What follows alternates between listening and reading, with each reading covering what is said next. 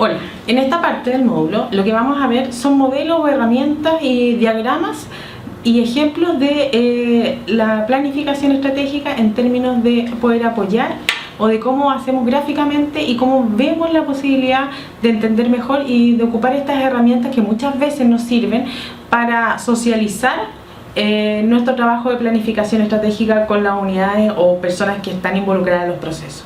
Lo que estamos viendo en pantalla es un ejemplo donde se explican las estrategias, las misiones y el apoyo y la evaluación y cada uno de los componentes de esta, de una forma bastante más gráfica.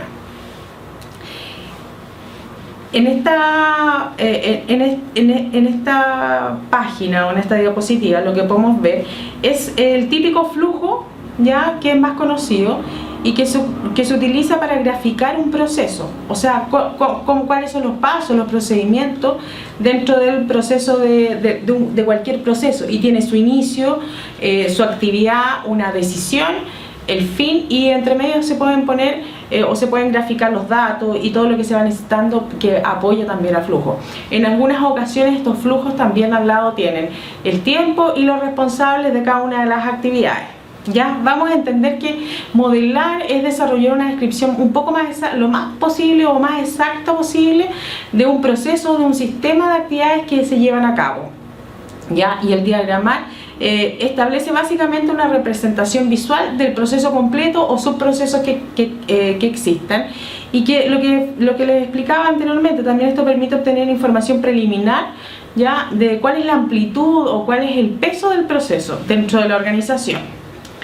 Lo que estamos viendo en esta diapositiva es lo que nosotros conocemos como la carta Gantt, que es bastante flexible, es fácil de entender y flexible porque podemos ponerlos en meses, en días, en años, podemos poner hitos. Además podemos dividirlo en actividades de ítem o subactividades, por lo tanto es algo bastante universal y entendible a casi todos los funcionarios o trabajadores de una institución. Ahora bien, lo que también podemos hacer en términos de planificación estratégica es el ciclo de Deming, ¿ya? Y lo bueno que tiene el ciclo de Deming, como pueden ver acá en la pantalla, es que tiene para planear, para hacer, para actuar y verificar, que son los 4 elementos básicos y que buscan en la planificación establecer los métodos los objetivos de mejora. La idea es que se detallen los resultados esperados, identificar cuáles son los puntos de medición, porque después vamos a tender a verificar cuáles son los cambios que se han realizado y obtener una retroalimentación dentro del proceso. ¿Se acuerdan que estaba el inicio, los inputs, las entradas, el proceso, la salida y la retroalimentación? Y este ciclo de Deming también entiende la planificación como un proceso, ¿ya?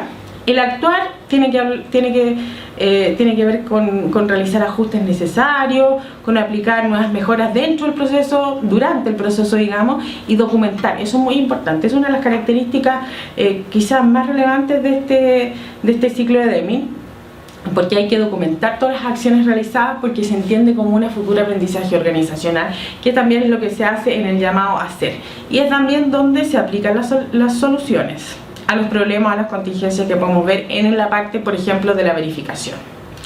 Ahora bien, la tercera y última parte tiene que ver con tipos o metodologías actuales de control de gestión que se están ocupando en el área del management, ya que tienen que ver con balance, scorecard, benchmarking, que son las conocidas también buenas prácticas laborales, el justo a tiempo, el Six Sigma, los círculos de calidad y las normas ISO.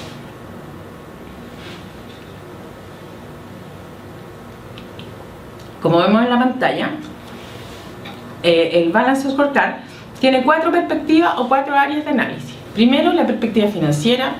Segundo, la del cliente, en este caso usuario, beneficiario, participante de programas públicos. Los procesos internos, que ya hemos estado trabajando largo en los módulos anteriores. Y el aprendizaje y formación del conocimiento. Esto es muy importante porque este es uno de los modelos donde el aprendizaje y la retroalimentación es tremendamente relevante y es parte de un proceso importante y del ciclo que se tiene que cumplir, ¿ya? Aquí hay tipos de indicadores que se establecen, que son los pasados y los futuros, que representan consecuencias o acciones tomadas previamente, y esos son los pasados. Y los futuros son las medidas que se llevan a cabo o que se impulsan para ver los indicadores o cómo se han alcanzado los indicadores pasados. En esta página o en esta lámina ustedes pueden ver que hay ejemplos de conceptos, de ventajas e inconvenientes de cada uno de los tipos de indicadores. Por ejemplo, los indicadores pasados miden los resultados al final de un periodo, ¿ya?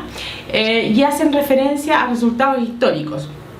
Un ejemplo puede ser ventas por un periodo, satisfacción de funcionarios o empleados. Las ventajas son fáciles de identificar y captar, y la ventaja, por ejemplo, de indicadores futuros es que se pueden predecir con cierta naturalidad y permite obtener cambios y resultados de manera más rápida. ¿Cuáles son los inconvenientes? Por ejemplo, son de carácter histórico. Muchas veces no tenemos línea de base o base histórica para saber cuál es el comparativo, y ahí lo primero que tenemos que hacer, que es lo que se recomienda, es hacer línea de base, que se le llama, que es medir por un año y ocupar ese como tendencia o como marco general para ir midiendo cuál es el comportamiento en otros años y ver si estamos mejorando o no. Por ejemplo, la encuesta de satisfacción de usuario. En los indicadores futuros, uno de los inconvenientes, son más difíciles de captar e identificar porque hay que tener una planificación más o menos clara respecto del largo plazo y los objetivos, que es lo que estábamos hablando en el caso de la estrategia.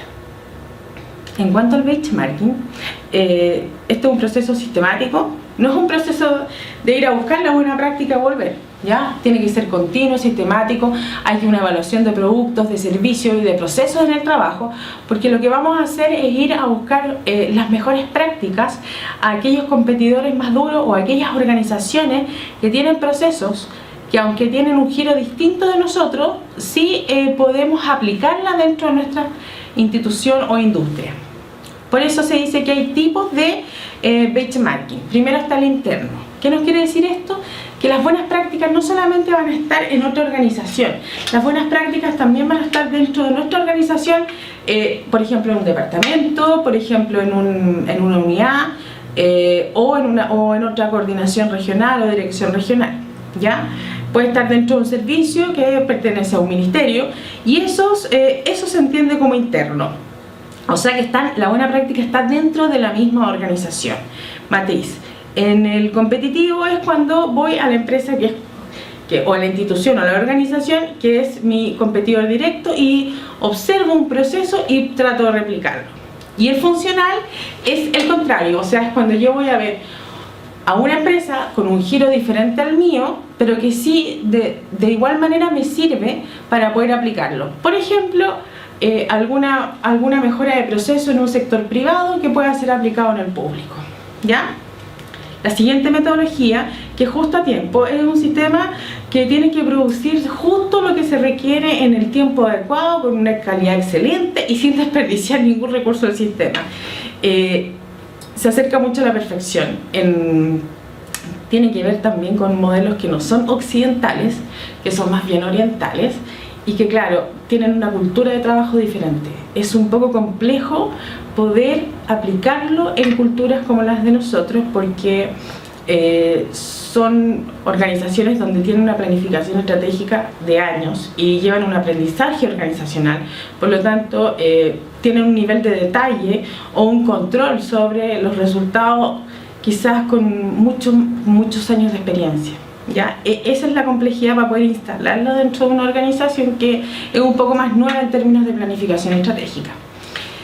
Por otro lado, el Six Sigma también viene de una cultura oriental y no occidental, y aquí también es un método que está basado en datos. Esto ya es mucho más cuantitativo y tiene que ver con llevar a la calidad hasta niveles próximos a la perfección. La misma crítica que el sistema anterior que vimos, es difícil llevarlo a cabo.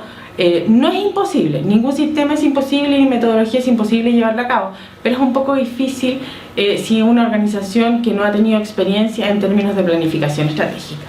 Ahora, los círculos de calidad sí es una metodología que en Chile y en Latinoamérica se da con mayor frecuencia, porque tiene que ver con crear conciencia y calidad productiva en todos y cada uno de los miembros de la organización, ¿ya? Se hace mucho y se basa en el trabajo en equipo. Ya vimos lo que significaba trabajar en equipo, ¿ya? Y un intercambio de experiencia y conocimiento. Es como la buena práctica, pero dentro de la organización es como trabajemos o hagamos talleres de buenas prácticas con el nombre de círculos de calidad, más o menos. Pero se basa fundamentalmente en trabajar en equipo. Esto es importante porque Sirve para estudios, para resolución de problemas que afecten al desempeño y a la calidad de ciertas áreas de trabajo. Y lo bueno es que es sí o sí un proceso de mejora continua dentro de la organización.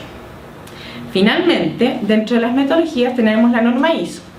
Y la norma ISO es mucho más aplicable al sector público porque además, antes de definirlo y entenderlo, lo podremos haber escuchado porque en el sector público el marco avanzado de los programas de mejoramiento de gestión tienen incorporado la certificación de normas ISO, ¿ya? ¿Qué son las normas ISO? En este caso las 9000, que son atingentes al área del management, son normas de calidad establecidas por la Organización Internacional para la Estandarización y básicamente se componen de ciertos estándares o guías de cómo hacer las cosas. Es importante procedimentar, es importante además socializar esta información porque además en el último proceso y en el proceso de certificación tiene una auditoría y en esa auditoría se verifican que los sistemas de gestión cumplen con los estándares que nosotros mismos hemos establecido. Por lo tanto, la verificación es tremendamente importante. ¿Cuáles son las ventajas de la norma ISO? Bueno, primero se reducen rechazo e incidencia en la producción o prestación del servicio. El rechazo y la incidencia son lenguajes propios de la norma ISO. Hay un aumento básicamente de la productividad. Hay un mayor compromiso con los requisitos de nuestro cliente, usuario o beneficiario. Claramente busca y se basa en una mejora continua del trabajo. Además es más fácil instalarlo en grandes empresas y también en la administración pública, porque la administración pública por naturaleza tiene mayor grado de procedimentalidad, o sea, tenemos más escrito. Ahí hay una cosa, al igual que la planificación estratégica, de no caer en la burocracia, mirando y coordinando que lo que está hay que mejorarlo y no volverlo a hacer, ¿ya? Porque hay una parte que es una de las mayores resistencias al cambio cuando se instala la ISO 9000, que es la procedimentalidad de los procesos. Es complejo porque requiere mucho trabajo, pero se hace solo una vez. Se socializa y luego ya está estandarizado y se van solo haciendo mejoras. Por lo tanto, finalmente, y esto tiene que ver con pymes, por ejemplo, en el caso de nuestro país, hay un mayor y mejor acceso a mercados internacionales porque como una norma internacional, lo que está logrando es generar un estándar y un reconocimiento sobre nuestro trabajo.